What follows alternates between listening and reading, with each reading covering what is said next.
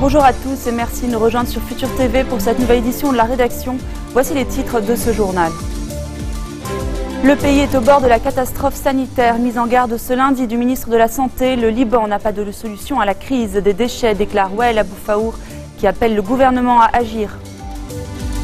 La traque des complices d'Ahmad El-Assir se poursuit. Un homme a été arrêté à Saïda. Il est soupçonné d'avoir des liens avec le cheikh salafiste qui devrait être référé demain à l'armée. Stephen O'Brien, horrifié par les attaques meurtrières perpétrées hier contre les habitants de Douma. Depuis Damas, le chef des affaires humanitaires de l'ONU appelle tous les belligérants à protéger les civils. Et dans ce journal, on ira aussi en Indonésie où a eu lieu un crash de l'avion de la compagnie Trigana Air en Papouasie. 54 passagers, dont 5 enfants, étaient à bord de l'appareil. Le pays est au bord de la catastrophe sanitaire, mise en garde du ministre de la Santé ce lundi lors d'une conférence de presse. L'eau, l'air et la nourriture risquent d'être contaminés, avertit Wael Abou-Faour. Le ministre demande qu'à Beyrouth, les ordures soient éloignées des zones proches des établissements sanitaires, des hôpitaux, des centres de soins et en particulier du port, où des décharges ont été aménagées à la porte d'une usine de blé.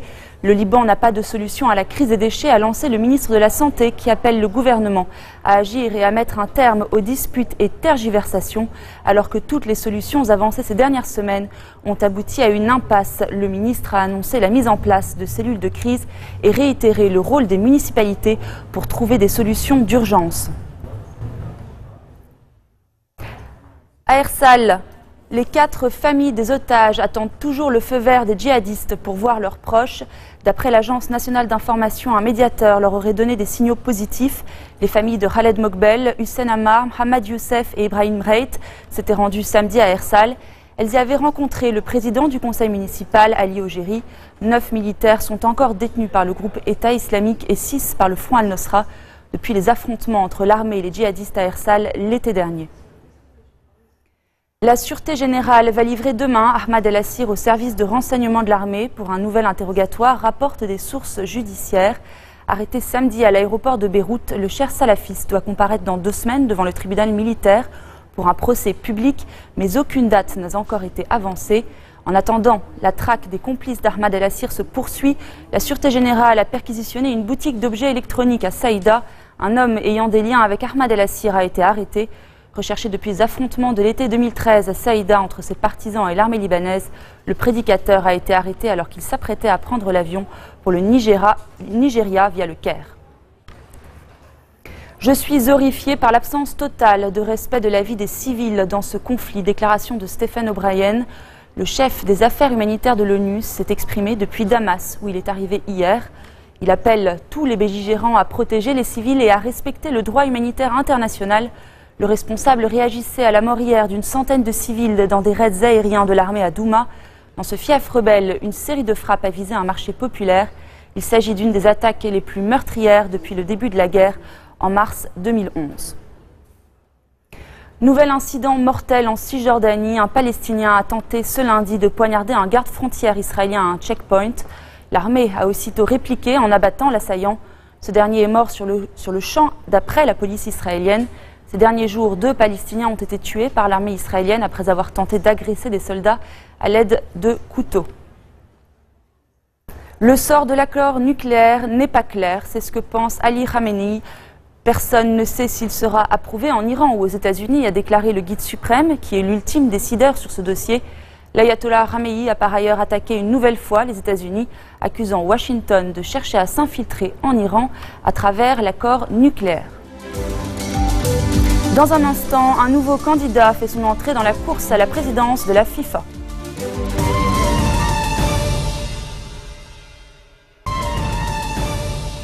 Au Yémen, les combats entre rebelles et loyalistes se poursuivent. Plus de 80 combattants des 2 camps sont morts ces dernières 24 heures à Taïz, dans le sud-ouest du pays. Les forces pro-gouvernementales tentent en ce moment même de reprendre cette importante localité aux rebelles chiites. Dans le sud du pays, les loyalistes ont déjà reconquis 5 provinces, soutenus dans leur avancée par la coalition arabe. L'avion de la compagnie indonésienne Trigana Air s'est écrasé dimanche en Papouasie. 54 passagers, dont 5 enfants, étaient à bord de l'appareil qui avait disparu des écrans radars un peu plus tôt dans la matinée. Une équipe de secours est attendue sur place. Mounia Benaïssa. Les équipes de secours sont en route. Des débris ont été retrouvés dans une région montagneuse isolée d'Indonésie. Mais pour le moment, aucune confirmation officielle qu'il s'agit bien là de l'appareil de la compagnie Trigana Air. On n'a encore rien découvert, on a seulement un signal d'emplacement. La durée des recherches dépendra de la météo, mais la chose importante est que nous avons l'emplacement approximatif et nous allons donc recentrer notre recherche dans cette zone. Parti de Jayapura, l'appareil devait relier la ville d'Oxibil. À son bord, 54 personnes, dont 5 enfants. Le pilote avait demandé la permission d'effectuer une descente, mais 10 minutes avant d'arriver à destination, l'appareil disparaît des écrans radars. La compagnie indonésienne Trigana Air effectue des vols intérieurs. Elle figure sur une liste noire l'interdisant de vol dans l'Union européenne. D'après les autorités indonésiennes, les mauvaises conditions météorologiques pourraient être à l'origine de ce crash.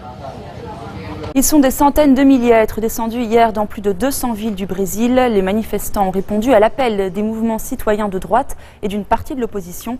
Ils réclament la destitution de la présidente de gauche Dilma Rousseff et de nouvelles élections. Les explications de Noémie Roche. Mix Sao Paulo, le quartier des affaires est noir de monde. Dans ce chef de l'opposition, plus de 100 000 Brésiliens sont descendus dans les rues. Dans leur slogan et sur leur pancarte, un même message. Tous réclament le départ de la présidente Dilma Rousseff. Je veux montrer à mes enfants qu'ils doivent se battre pour ce en quoi ils croient. Et nous croyons en un Brésil meilleur, sans Rousseff et sans le Parti des travailleurs. Dehors Rousseff! Avec à peine 8% d'opinion favorable, le taux de popularité de la présidente est au plus bas. En cause, sa politique d'austérité, des coupes budgétaires qui excèdent les Brésiliens.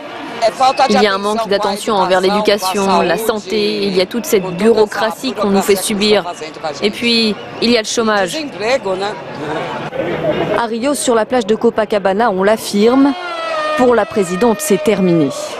L'ambiance est festive, mais pour ces Brésiliens, un seul but, dénoncer le Parti des travailleurs qu'ils accusent de corruption.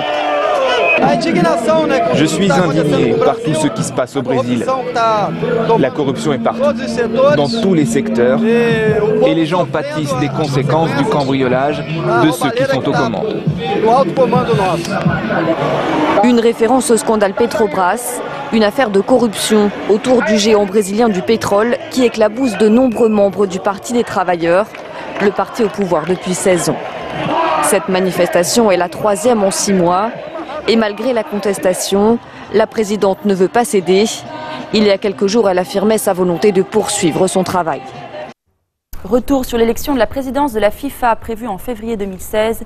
Chung Mong-yoon, l'ancien vice-président de la fédération, vient de se lancer dans la course. Le Sud-Coréen est pour le moment le principal opposant au Français Michel Platini, qui fait figure de favori. Je vous propose de l'écouter. Aujourd'hui, j'ai le grand privilège et l'honneur d'annoncer ma candidature à la présidence de la FIFA. La FIFA, c'est le football, mais il s'agit là de bien plus qu'un simple jeu. C'est un système de gouvernance. La FIFA traverse aujourd'hui une profonde crise et par conséquent, dans ces circonstances, le nouveau président devra savoir gérer les crises et être capable de réformer. En France, les acteurs de la filière porcine se retrouvent aujourd'hui au ministère de l'Agriculture. Objectif, relancer le marché du porc au point mort depuis une semaine. Explication de Marc Pope. Faire redémarrer le marché du porc. Voilà l'objectif de la réunion au ministère de l'Agriculture. Car après une semaine sans cotation à Plérin, le marché du porc breton qui fixe la tendance nationale des prix en France, la situation est devenue très compliquée pour les éleveurs. Si l'absence de cotation ne signifie pas pour autant absence de vente en France, les éleveurs se retrouvent avec des cochons invendus sur les bras, entraînant ainsi des difficultés logistiques et financières. De l'aliment comme ça, aujourd'hui, sur un an, l'aliment nous coûte 245 € à peu près la tonne d'aliment. Il faut calculer l'alimentation en plus, mais aussi le produit en moins, puisqu'ils seront déclassés. Au cœur du problème, la Coperlé Bigarsocopa. Ces deux groupes, qui représentent 30% des achats du port à Plérin, ont décidé de boycotter les séances de cotation. Tous deux critiquent des prix jugés trop élevés. Le prix d'achat du port au kilo est de 1,40 €. Un chiffre selon eux supérieur de 28 centimes par rapport à l'Allemagne et de 38 centimes par rapport aux Pays-Bas. La Coperle souhaite ainsi un retour à un prix de marché libre qui soit établi en fonction de l'offre et de la demande.